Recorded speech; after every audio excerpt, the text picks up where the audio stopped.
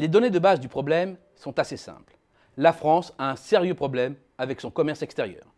Depuis 12 ans maintenant, le solde est constamment dans le rouge et les rares épisodes d'amélioration, comme entre 2011 et 2015, sont juste liés à la chute des cours du pétrole.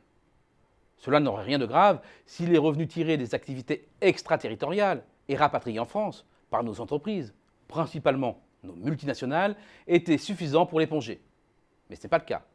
La balance des transactions courantes est en déficit permanent depuis 11 ans et la tendance prise ces derniers mois n'est pas là pour rassurer. Cela n'aurait rien de grave non plus si l'Allemagne recyclait une partie de ses excédents d'épargne en France, soit sous forme d'investissement direct, soit sous forme d'achat d'obligations de l'État français. Mais ce n'est pas le cas ou de façon trop marginale, comme l'a montré Olivier Passet, directeur des synthèses à Xerfi, dans sa vidéo intitulée « Les excédents massifs allemands profitent très peu à l'Europe ». Il faut donc s'attaquer au cœur du problème. Et il n'y a pas 36 solutions. Il faut soit comprimer les importations, ce qui ne peut s'obtenir qu'au prix d'un resserrement de la demande intérieure, notamment de la consommation des ménages, ou doper les exportations, ce qui, compte tenu du niveau de gamme du Made in France, revient à compresser les coûts. En d'autres termes, il faudrait suivre le chemin espagnol de la déflation salariale, qui a en outre le grand avantage d'étouffer la consommation des ménages, donc de réduire les imports. CQFD. Le problème, c'est que l'Espagne occupe déjà le terrain des productions à bas coût dans la zone euro et qu'il faudrait aller encore plus loin. C'est la course au moins-disant social. Et dans cette course, l'Espagne part avec une sacrée avance, comme le montrent les écarts de coûts horaires dans l'industrie manufacturière, qui sont de 39%. Mais même avec l'Italie, la France part avec un sérieux handicap. Le problème aussi, c'est que le prix à payer, c'est d'accepter de se cantonner dans le rôle de sous-traitant low cost. Le problème, c'est, et ce n'est pas rien, de s'aborder son modèle social et de contraindre une partie de la population à aller voir ailleurs, faute d'emploi et de perspectives. Si la population baisse en Espagne, ce n'est pas un problème de déficit du solde naturel, mais bien parce que les jeunes diplômés ont été contraints à l'exode. Finalement, le problème, c'est que c'est inacceptable, à moins de se mettre à genoux.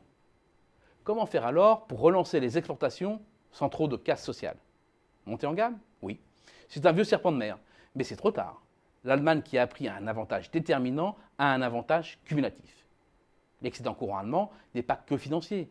C'est aussi une arme redoutable pour consolider l'avantage réel déjà constitué. L'économie allemande est constituée d'un noyau dur industriel, plus rentable que le nôtre, et qui se renforce par effet d'agglomération, et par une plus forte capacité à autofinancer l'investissement.